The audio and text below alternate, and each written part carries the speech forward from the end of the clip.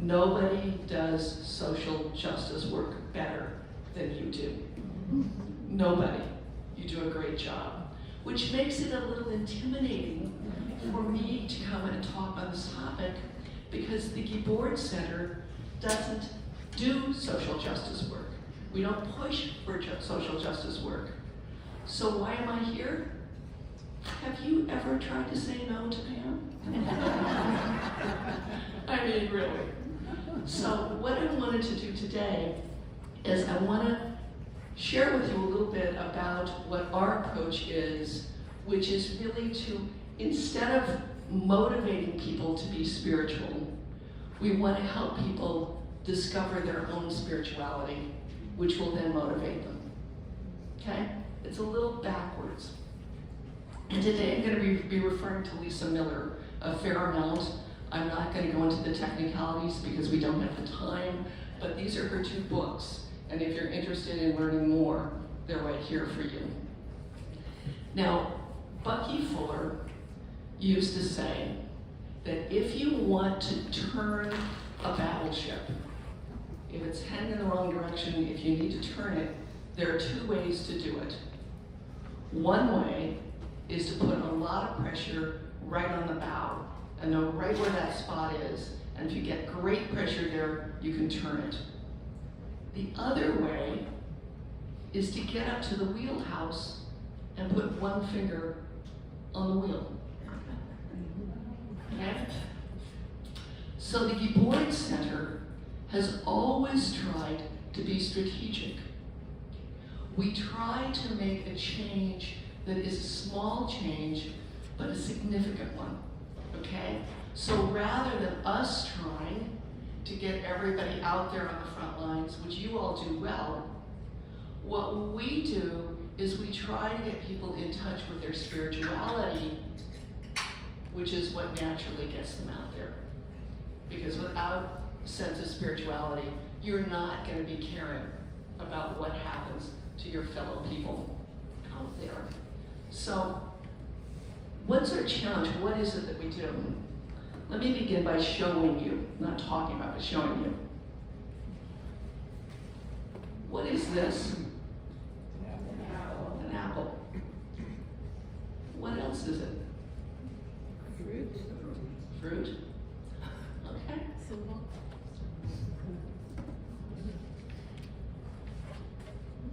Take a breath for a minute. Relax. I'm going to ask you, if you would, to close your eyes for a moment and think back to when you were a child and had an apple, and it was yours. Remember what it was like and what you did with that.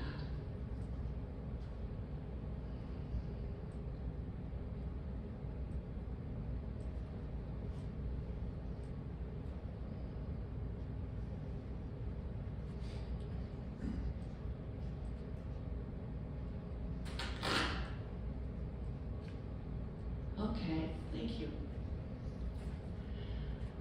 Take a moment and just share around the table what happened when you did that. And anybody want to share out here first? What happened when you remembered what it was like to have an apple when you were a child? Where did you go? Yes. I thought about, when I was little, I was obsessed with Johnny Appleseed, and I wanted to save all the seeds and the apples that I ate so that I could walk around and chuck them everywhere. So I remember feeling how hopeful an apple is. Fantastic, I love that. You expected Johnny Appleseed. Anybody else? Did anybody remember eating the apple, biting into it? And how was that? It was good, yeah. I just remember sucking all the juice, like the juices were, I just remember biting and feeling how hard it was, and then how juicy, like you had to suck on it so it didn't spill. Fantastic. Any others?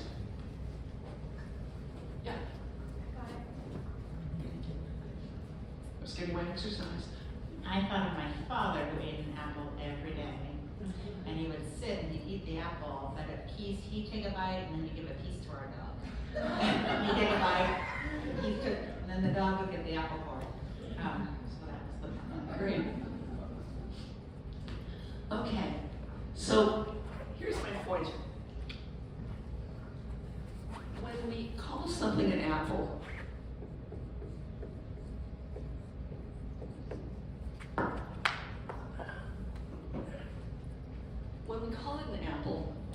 what happens is we stop seeing it as anything else. It's a label, okay? And so we lose in that label all of the different associations to it. English is an object language. It's a labeling language. And that's very important because it's the language that we speak to one another. It is not a relationship vocabulary. So if I ask you to talk about your spirituality, you're going to have some trouble. If I ask you what love means, you're going to have trouble because we don't have a vocabulary for it. And as the Guibord Center in the last 2 years has moved into this tremendous work that we're doing, which is making room for spirituality to exist in schools, we've had huge trouble because we don't have a vocabulary. Because people keep saying, we don't want religion in school. It can't be religion. Spirituality is what's in the heart of religion.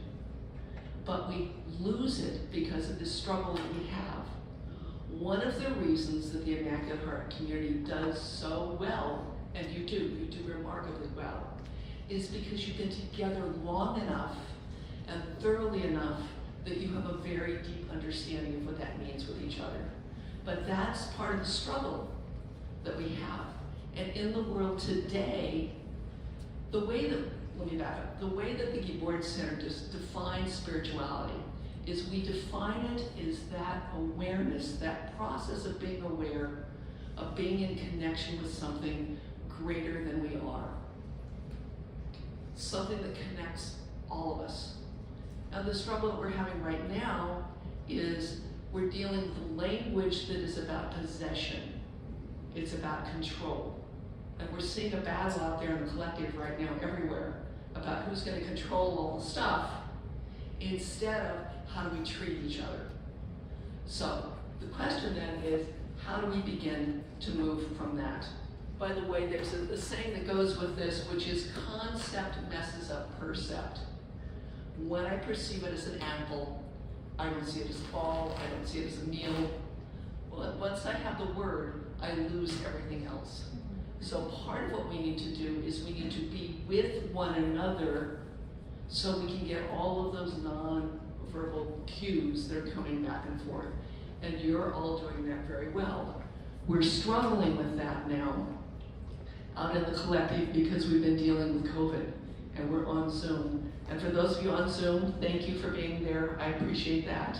And it's hard for you to experience through your bodies all of the other messages that are coming back and forth to you. So the other thing I want to say is that it's important for us to realize that human beings are resonant. What that means is that a great deal of what we take from one another is what we literally feel in our bodies. We're resonant beings, okay? I had an experience many years ago after the beginning of the LA riots, when 3 police officers pulled the guy and took the daylights out of him. And I had an opportunity to go sit with Thich Nhat Hanh the next night. And the city was in flames over the Rodney King decision and all of that. And we came, and it was at UCLA, and we came into the room and we sat down. Thich Nhat Hanh was there. And for 20 minutes, not a word was spoken. We were all sitting together in a very large room. And suddenly it felt as if the floor dropped out and we went down in an elevator. Everything just deepened suddenly. And he began to speak. And of course, his first words were, a terrible thing has happened, and we need to come together to send good energy to those police officers. Everybody was shocked. But he, of course, was right. But the room moved because we were resonating with each other. We were literally deepening together. That's very, very important, because we read people correctly very quickly. There are studies that show that within 60 seconds of meeting a person, you know a tremendous amount about them, whether they've spoken or not, because your brain has been making connections off of what you're getting from them. By 2 minutes of meeting them, you've dismissed 90% of that. You've thrown it out. The lesson in that for all of us, particularly for this community, is pay attention to your instincts. If you have a feeling that something is wrong, believe it. Okay? Because we are all good, loving people, and we are prey to those who are not. And they'll be out there. They'll be out there a lot. So pay attention to your instincts. And if your instincts say, back up, please back up.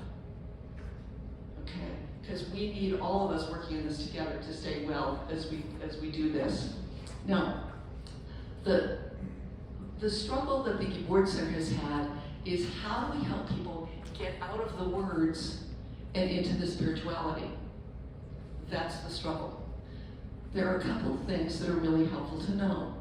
One is that Lisa Miller's work, which is on spirituality, it's in the labs, it's fascinating work, has now proven that we are all born with an innate spirituality. The human brain is programmed. It has a tract. It has a tract for language that children are born with, and the more languages that children learn early, the better off they are. It is also programmed to receive spirituality. What that means is a sense of being involved in something greater than we are, a sense of something larger than things, okay? And what happens often in the United States, in many households, is when children start to ask questions about spirituality, parents don't know how to answer them, and they shut them down. And the same thing happens in schools. We discovered 2 years ago that it is easier to talk about sex in schools today than it is to talk about spirituality. Why? Because 40 years ago, we threw religion out of the public square. We threw it out of schools. But when we did that, we also threw out those questions that are so important about why am I here, and what is death, and how come bad things happen, and how come good things happen, and how do I deal with this? Okay. Those questions got thrown out. So the Guibord Center does two things. One of the things that we're doing is we're going into schools to make room for that, and the way we do it, and this is something you all intuitively know, the way that we do it is we help the teachers and the administrators deal with their own traumas about trying to talk about spirituality or their spiritual beliefs. There's no room right now in school, in a public school or a private school even, to talk about your own questions of belief and your own issues. So as we make it safe for teachers, they then don't shut down their students. Then there's room for students to do that. But that's one of the ways to do it. The other way to do it that the Guibord Center is famous for is experientially. How do we create an experience so that I'm in touch with my spirituality? And one of the ways that you do that is you bring people of different faiths together. And when people of different faiths come together, around a cause or around a program, what happens is you begin to resonate and experience with the fact that what is coming from all of them is something that you know to be true. Because we know the truth when we hear it. We know it when we feel it. And so what the Guibord Center has tried to do to awaken this spirituality is we've done it through programs, many which happened before COVID, and we've also done it with imagery. One of the things that I insisted on very early with the Guibord Center is that we pay a lot of money to get good photographs, and we put those photographs up on the website. And this is when you could have a website that was able to have more than 3 seconds to load. I mean, today they will watch a website and you can't load everything in 3 seconds. It's crazy. But those images of people of faith standing shoulder to shoulder and working together and laughing together and their kids interacting went all over the world. And very early on in 2012, we got an inquiry back and we couldn't read it. We had to get it translated.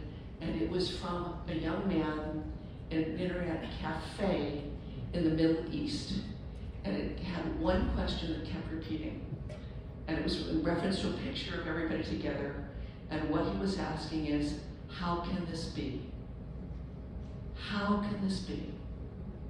How can you all be coming together and laughing and smiling and working together? It blew his mind. It blew his image. One of the other things that the Guibord Center did, the opening, in our opening program, is we began in St. John's Cathedral, and in a full auditorium, in a full church, you began to hear a Jewish cantor give a call to prayer coming from one side. And moments later, you heard a sound that most of us have never heard in our lives, which was a muezzin giving a call to prayer on the other side. And then behind you, you heard a Christian giving a call to prayer. And then the three of them began together and wove their songs and moved through the congregation up to the front and finished it together. That was filmed, and the muezzin sent that film, that clip out during the Arab Spring. He didn't tell us he was doing that. He did it anyway.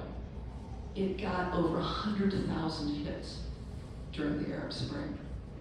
Okay, so how do we create experience that helps us realize that there's something else that's going on in us, something that is profound? And part of that is the way that we treat each other, and part of that is getting underneath the words. How do we get underneath the words? And when you go to a meal at a Guibord, a sick meal, and discover hospitality that you've never known before, you suddenly understand that there is a presence that is greater than we are, that helps us to move towards goodness in the world.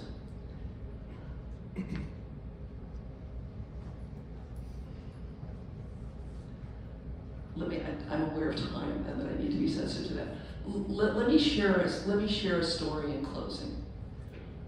Recently, Mary Kirchen, who is a great ally of ours and obviously a core person in your team, we were invited to go to the screening of a Native American film. It was a raw cut. It was 3 hours, and it mapped the beginning of the interaction between white people and natives in this country, and went through in 3 hours what that relationship looked like in terms of the genocide and the poisoning and the murdering and the depriving and the cheating of Native Americans over and over and over again. And it was, I know you all have done a film on the Doctrine of Discovery, And it's that same kind of impact when you just want to get up and get sick because it's so soul crushing. And at the end of the film, the lights came on, and there were 4 very young Native Americans. And they got their mics, and the first thing that they did is they thanked all of us for coming, and for watching the film, and for caring, and being there. And as I looked at them, I realized, I asked myself the question, how can they be so healthy? How can they be so clear? They're not angry, they're not sarcastic, they're not judging, they're here and they're present. And I realized the other place I had seen that was working with Reverend Jim Lawson.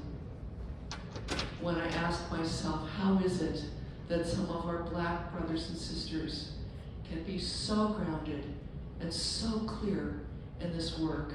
And I realized in that moment that the answer is what we call love. It is in the fact that, as one of the elders on Pine Ridge said to me, Lo, you are our hope. People like you are our hope because you come and you care. And you are part of my family. You are part of my family. You are kin. You white people are my kin. And we can't give up on you. That's spirituality. That's love. That 4-letter word doesn't begin to capture it, but it's there and it's real. The Immaculate Heart community understands that it's the same love that Jesus Christ was talking about. It's the same love that says, if there's injustice, if there's violence, then we're called to speak out with that. But we're called to speak out not in a voice of violence. We're called to speak out in an understanding that there is something much more available to those who are perpetuating violence than the material things they're trying to get. There's so much more available to them if they will let go of the collection of things and move into a world that is a world of goodness, where we're all connected. Thank you for all you're doing.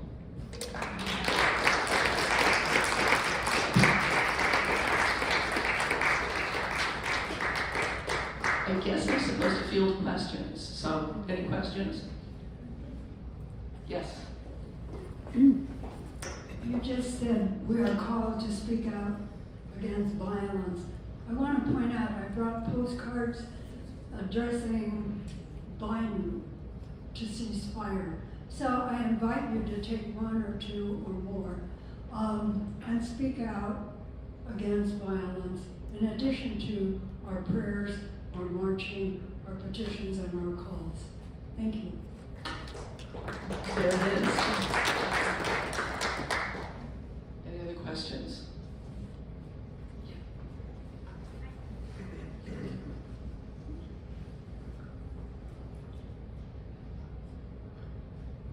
I guess this is more a comment than a question, but I appreciate you pointing this out about the subject mentality with the apple, but also how you blended it into the interconnectivity of all of us as oneness with the spirituality.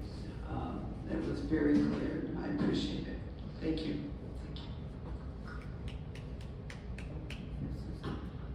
And thank you, viewing audience. Thank all of you who are in Zoom. So I wanted to hear a little bit more about what you're doing with teachers and admin and in the schools. Like, do you have a particular curriculum or workshop, or how do you bring that into the schools? I'll try and answer that quickly.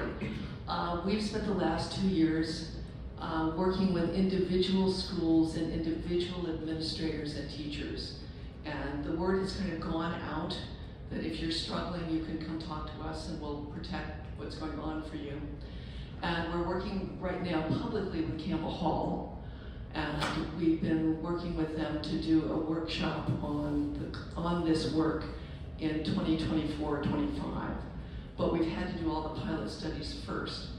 And what we've done is we've developed a curriculum that goes in, and we've done it in cooperation with them, that goes in and looks at the struggle that their educators are having, that their administrators are having, that their teachers are having.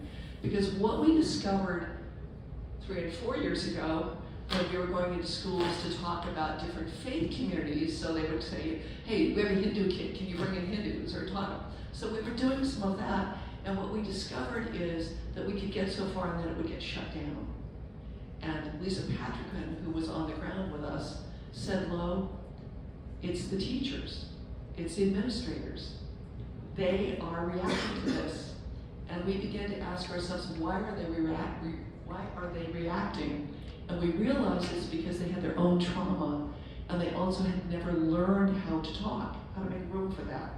Because everybody confuses spirituality with religion. And religion is such a reactive thing right now. So we've been working with them, and particularly with Julian Bull, and finding, if you work with a school and you listen to them, you can begin to do this with a lot of sensitivity over a period of time. But we're trying to work out a curriculum. It has to begin with private schools, obviously. And it's beginning with some administrators. We had an administrator that we worked with here who moved back east for the ideal job. And the day she got there, they put her in the slave master's quarters on the school property, and she decided this probably wasn't going to work out. So we're in some interesting places, but we're developing this in cooperation with educators, a piece at a time, and we're presenting it at the Columbia University Teachers College and some of the work with Lisa Miller. So it's a gradual project. It's expensive. We're trying to get funding and all of that to do that, and we still have to be very sensitive in terms of not triggering all kinds of reactions. So as you can imagine, I was doing a report for my advisory council in January, and I realized that we had done 27 different events this year, and 2 of them had been public. All of the rest had been behind the scenes, because there's been so much disruption going on. And so we go in and we really work with people to help them get centered, be able to hear each other, and find out what they need. What's strategic? What will turn the wheel instead of pushing the hull? Thank you for the question. I think that's great, only because I was a teacher and I know how much what you teach the teachers will affect the children they work with. Yeah.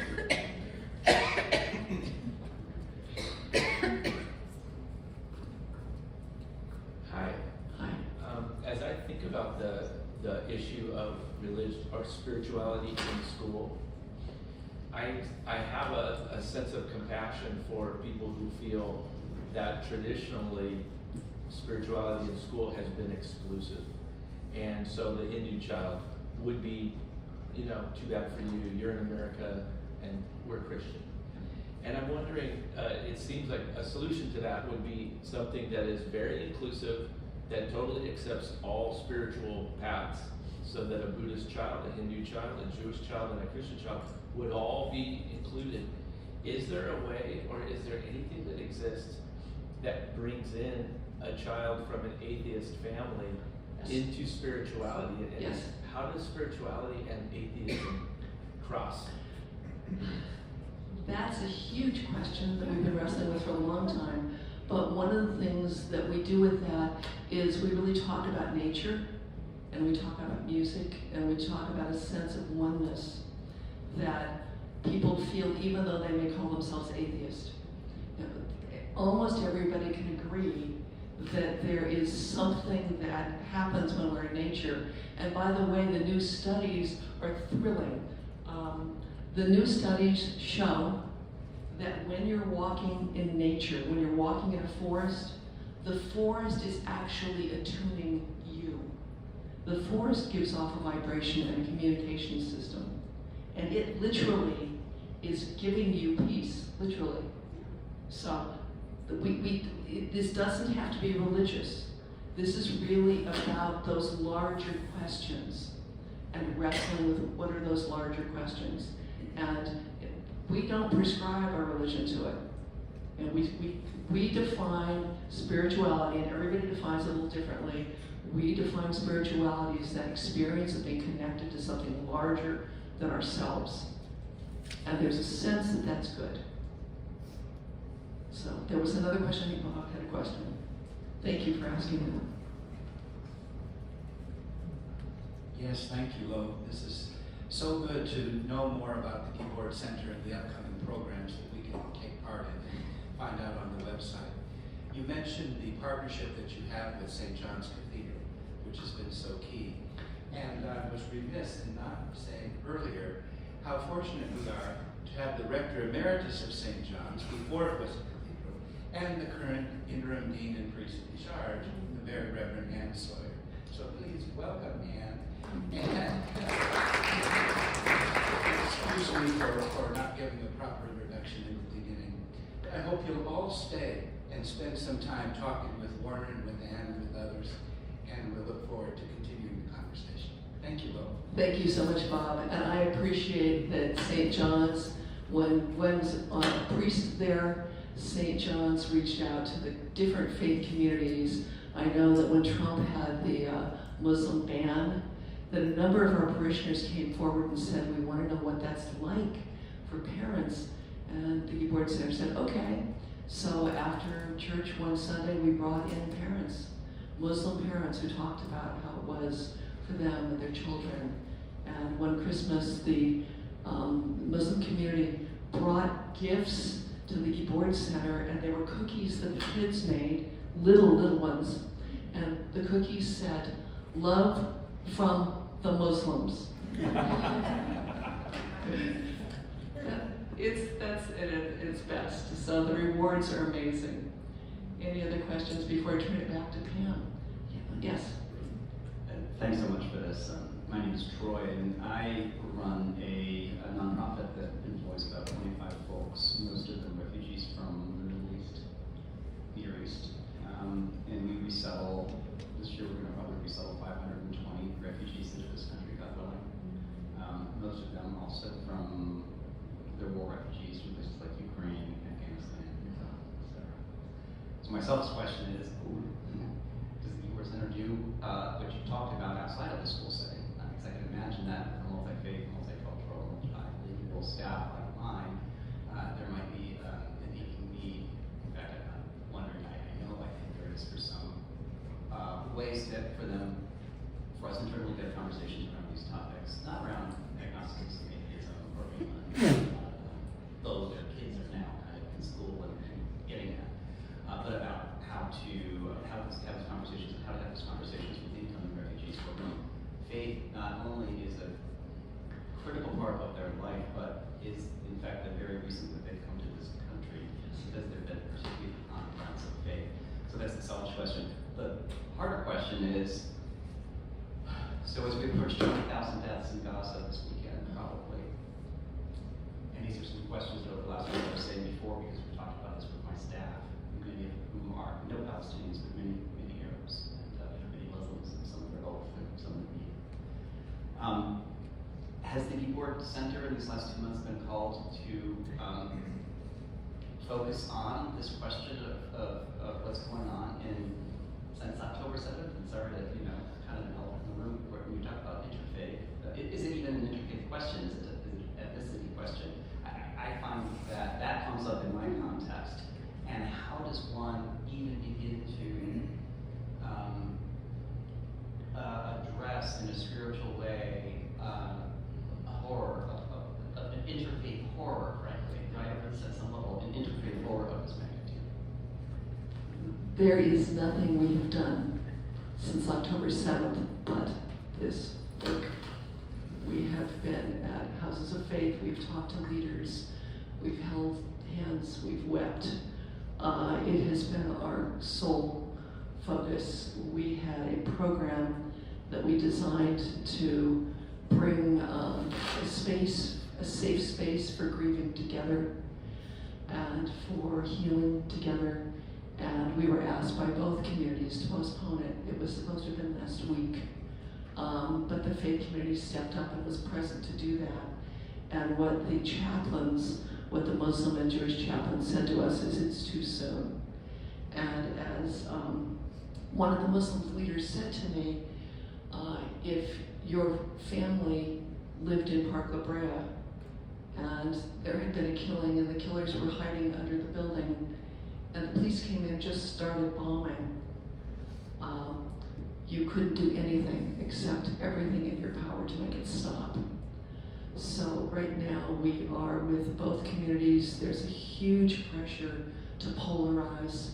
There are those saying, if I ask for a ceasefire, then I'm surrendering the security of Israel.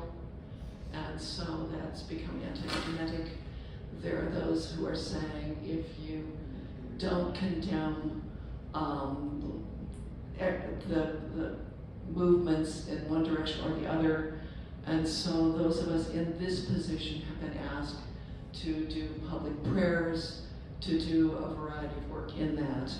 And what we've realized recently is the most important thing we can do right now is build trust between the communities and bring in small groups of folks to come into worship service and just literally sit there and be there, be a presence with. Because it's raw, it's absolutely raw right now. We have talked to Yuval Ron, who is well known for his concerts in the Middle East, and he's prepared. He wants to do one like end of February or beginning of February, and he says it's too soon, but we'll do it. So yes, all of our efforts are looking at that, and the faith community has been there. It's difficult right now because people are so worried about saying the wrong thing. You know, I made a statement about indigenous because my Native American friends have said, call us indigenous, and right now that word has been militarized by those who are talking about who's indigenous to Palestine and who isn't. So some of my friends in the community said, please stop using that word. So it's raw. But there's heart out there and there are people reaching out and we will continue to reach out. Most of that is behind the scenes right now. So.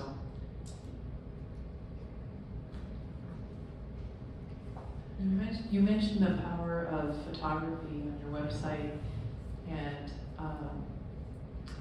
I went to the short film festival that Immaculate was part of, and I just noticed the power of these positive films. Yeah. And I wondered what role film has, given there's words, but there's experience, but it's not in person, but there's such a power in film. I wondered what you see that role, or if it doesn't have a role now. Maybe I want to be a screenwriter, do something, I don't know. It has a huge role, and if I had my fantasy budget, we would be out there right now doing some very short films and getting that imagery out there, because that's one of the things that we need to do. And so we're looking at how to coordinate with some folks to do that, because we need short pieces. Years ago, the Muslim community, when they were under attack, again, did a bus ad program. And they ran just the ad on the side of a bus for all over. They did it in Los Angeles, they did it in New York, and it was incredibly effective. And it said, you know, just something like, in Islam, Allah is called the Merciful. Which, oh wait, I thought they were bloodthirsty, whatever. It was very effective. I think those kinds of small things are very effective. So yes, and we did do a little 12-minute film on animals and compassion. Because cruelty begins with animals. That's where it starts. So we asked the faith community to step up, and they did. That little 12-minute film has now gone all over the world and won incredible awards, which blew my mind. I mean, we made it in 3 weeks. But yes, film is really important. And if you know someone who wants to fund that, we're here, definitely. There was one more question, I think. Yeah. We have a question from our Zoom audience. Some Thank of the you. people on the East Coast are wondering when and where the presentation at Columbia's Teachers College is. I don't have the date for that yet. That will be in 2024, and I think they're in the middle of scheduling that. So look for news. Thank you. Thanks for asking. Hi, it's not so much a question. It's that I've been listening to NPR and watching the Gaza disaster.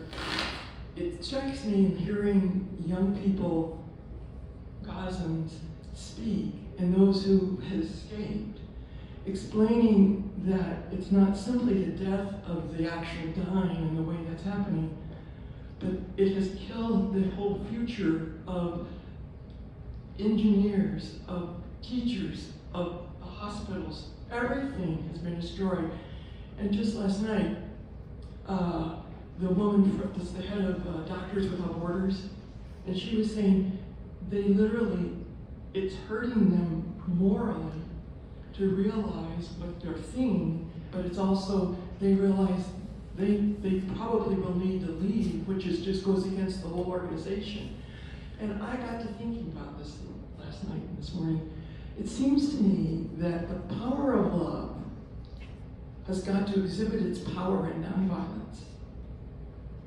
And it seems to me that around the globe, all of, whether it be Kapasitar, compassion, and all of that, we need to start making a plan that is visible to the people of Gaza.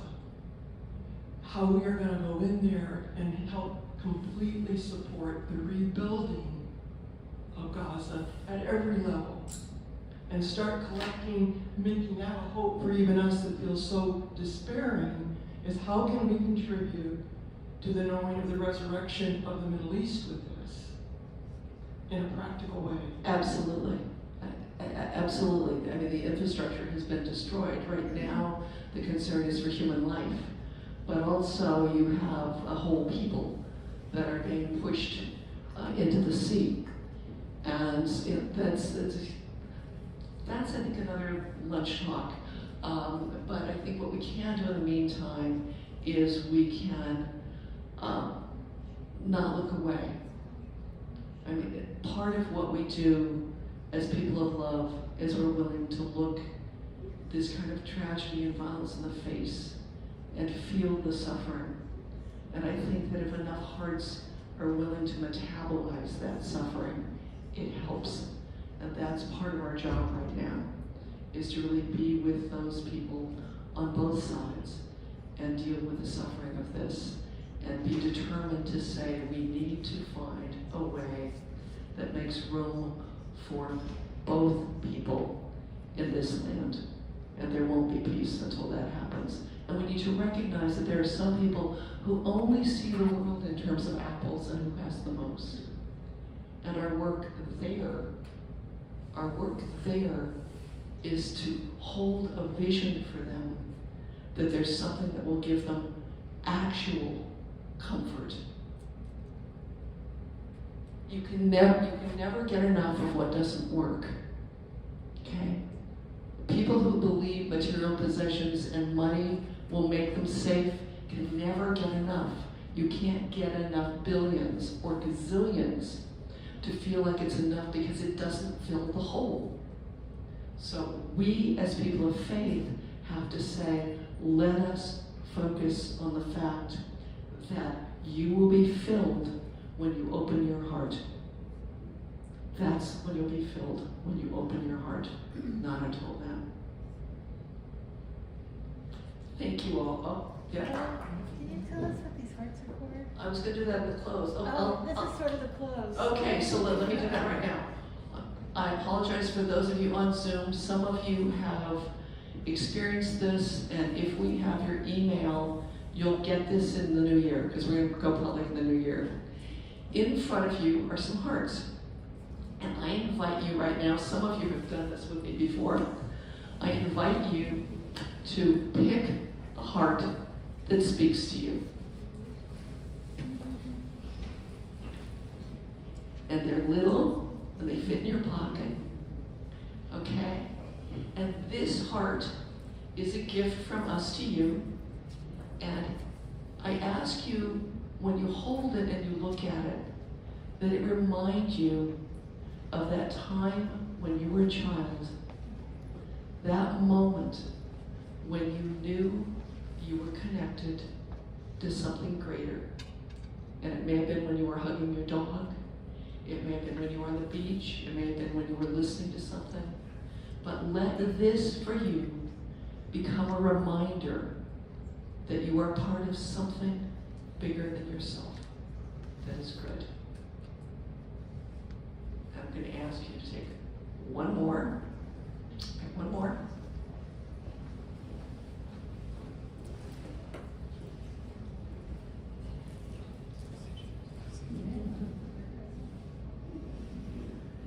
Okay, and this heart is for you because we know it's going to be a tough year out there.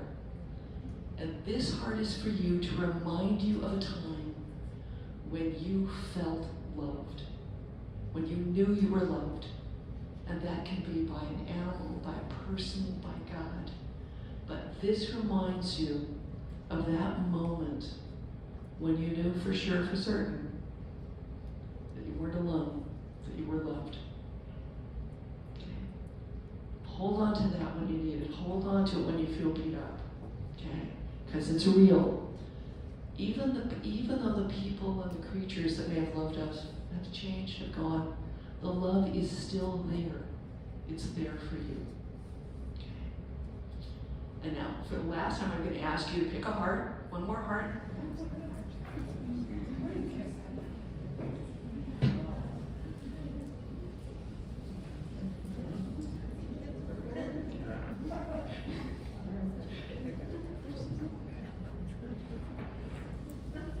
Okay, now this heart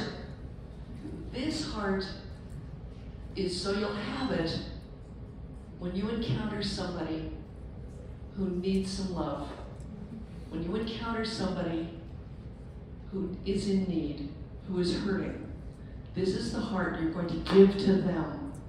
And when you give it to them, you're going to look them in the eye and say to them, you have a good heart. Okay? So this is your gift to give to somebody you come in contact with who needs to know that they have a good heart. And if you want to take a couple of extras to give away, that's okay too. Thank you all. Thank you so much.